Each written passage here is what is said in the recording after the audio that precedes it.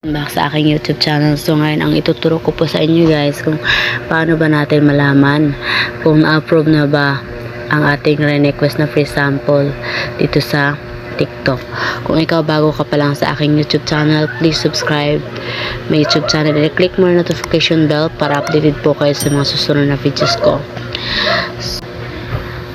So, nandito na tayo guys sa ating TikTok, no. Ito nga pala yung aking another TikTok, Janet. Janet po yung pangalan. So, dito po yung nagbibenta po ako ng mga product, ng mga shampoo. Marami pong iba dyan. Kung gusto niyo mag-visit kayo dito sa aking TikTok at maraming mga freebies po yung ating mga ina-add to showcase dyan. Lalo na po yung ating Bremer shampoo.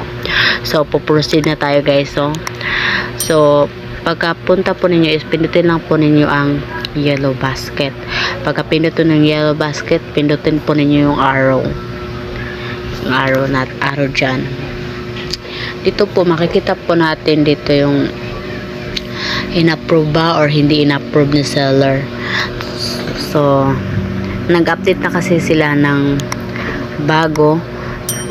Iba na yung style ng kanilang mga earnings at ang dito guys, i-explain ko sa inyo ha, para isama ko na rin dito sa ating vlog. Ang dito, product marketplace, dito po kayo kuha ng mga ibibenta nyo, yung i-add nyo sa profile nyo dun sa yellow basket.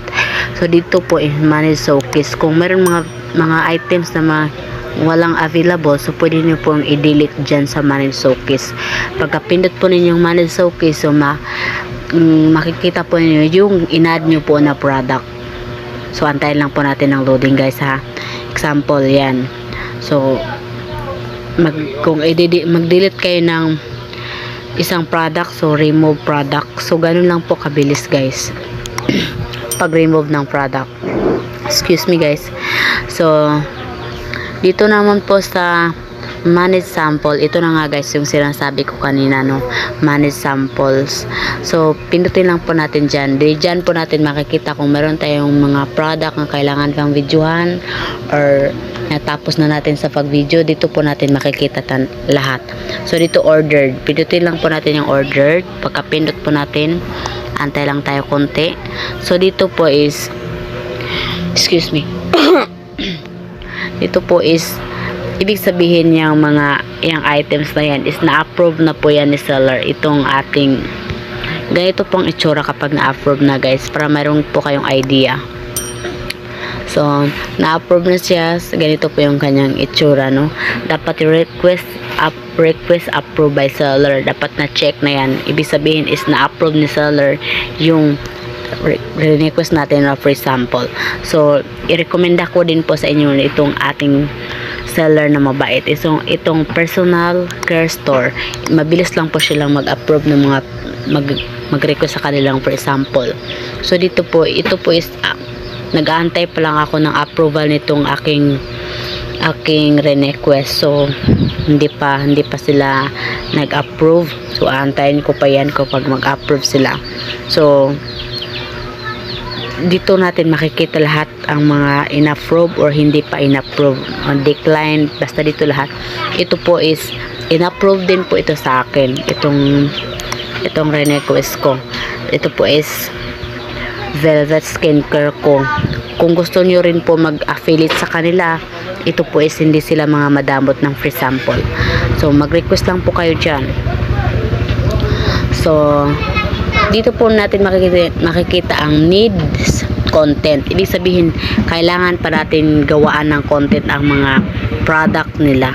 So ibig sabihin, wala na akong tapos ko nang ginawaan lahat ng mga videos yung mga product nila na promoted. Dito sa promoted, dito po is makikita po natin dito yung mga complete na po yung mga request free sample na aprobahan na po at na check na po yan. Ibig sabihin is complete na. Wala na tayong obligasyon doon sa binigay ni seller na free sample kasi na-complete na. So kung ikaw hindi ka pa nakapag-subscribe, mag-subscribe ka na. Dito po sa ating YouTube channel is mabibigay po tayo ng mga tips at marami pa po yung malalaman ng mga tips about TikTok affiliate. Marami akong ibibigay sa inyo na tips dito guys. Kapag mayroon makipag-collab sa inyo, collab invite, so dito niyo makikita yung nakipag-collab sa inyo, yung mga brands na nag-collab sa inyo at gustong ipa-promote ang kanilang product. So dito po ninyo makikita. So makikita nyo guys, napakadami po talagang hindi ko tinanggihan ko kasi yun nga guys, kung makipag-collab sila, hindi naman din sila nagbibigay ng free sample. So, anong i-content ko kapag ganun? So, hindi ko na lang inaano sila, no? Humahanap na lang ako ng iba na nagbibigay talaga ng sample. At yun ang doon ako nag-work sa kanila talaga. Ito pong tax rewards. Another tips ko naman po sa inyo to para ma-challenge po kayo na mag-live, mag-videos. Ito po is, kailangan po ninyo mag-live. Pindutin lang pa yung arrow guys ha. Kailangan po ninyo mag-live dito at least 5 days. So makakuha ka ng 440 sample vouchers. So dito nag-processing pa yung aking ano dito. Dito natin makikita kapag mag-live kayo or di kayo mag-link po kayo ng video. So, pindutin lang po rin yung link. Pagkatapos makapunta kayo dun sa videos yung inedit nyo to. Ibig sabihin, counted na po yan. Counted na po yan sa nakalagay dyan kasi ang required, ang link na kailangan ng link ng product is 7. Dapat makakuha kayo ng 7 links ng product para makakuha kayo ng vouchers, no? So, napakaganda din po nitong ating rewards kasi malaking tulong. So, sana po na-gets nyo guys, and huwag pong kalimutan mag-subscribe sa aking YouTube channel and i-click mo na notification bell para updated po kayo sa mga susunod na videos ko. Thank you for watching. Bye bye!